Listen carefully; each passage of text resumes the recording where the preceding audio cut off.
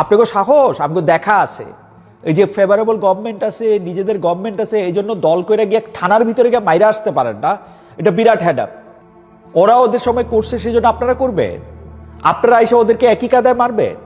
তোমার নেতার দেশে আইন নাই, তোমার নেতার দেশে পুলিশ কাজ করে না, তোমার নেতার এই ক্ষমতা নাই যে এইটার দিয়ে পুলিশে দিয়া বা আইন শৃঙ্খলার কাছে গেলে বা আইন শৃঙ্খলা বাহিনীর কাছে গেলে এটা সমাধান হবে। তোমার দেশে এই আইন নাই।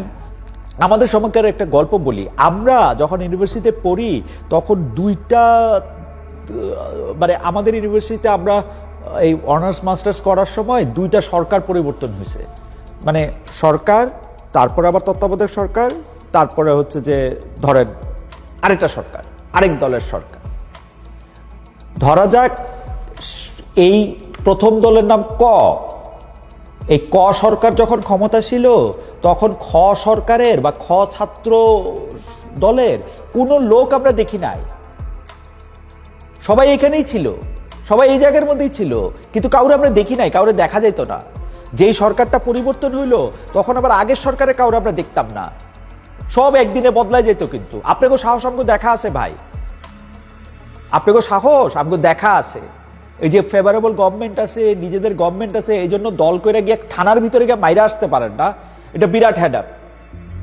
আবার কেউ কেউ ফেসবুকে থেকে খুব খুশি হন যে হ্যাঁ খুব ভালো হয়েছে, ওরা তো আগে এরকম করতো, ওরা আগে এরকম করলে আপনারা করবেন? ওরা ওদের সময় করছে, সেই জন্য আপনারা করবেন? আপনারা এসে ওদেরকে একই কাদায় মারবেন?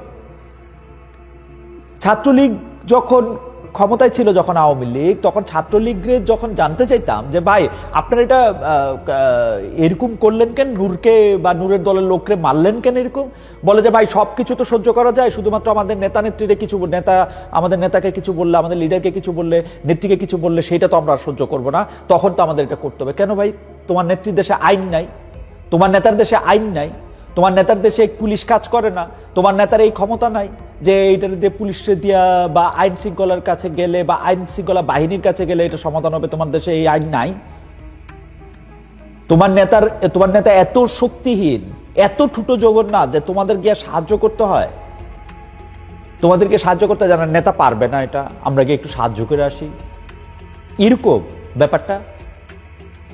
ভাই এই যে ক্ষমতারে ব্যবহার করে, আপনি বলবেন যে আমি ক্ষমতারে ব্যবহার করি নাই, আমি ক্ষমতারে ব্যবহার করি নাই, আমি শাহবাগ থানায় গেছি, তারপরে আমরা যে লোক জিডি করতে গেছে ওই লোকই এই কাজ করছে, প্রধানমন্ত্রীর নামে বা প্রধানমন্ত্রীর পরিবারদেরকে নিয়ে কুৎসা রটাইছে ওই লোকই, সেই জন্য আমি তার শাস্তি। ভাই আপনি কোন জায়গার কোন শাস্তিদাতা আসছেন, কোন বিচারক আসছেন?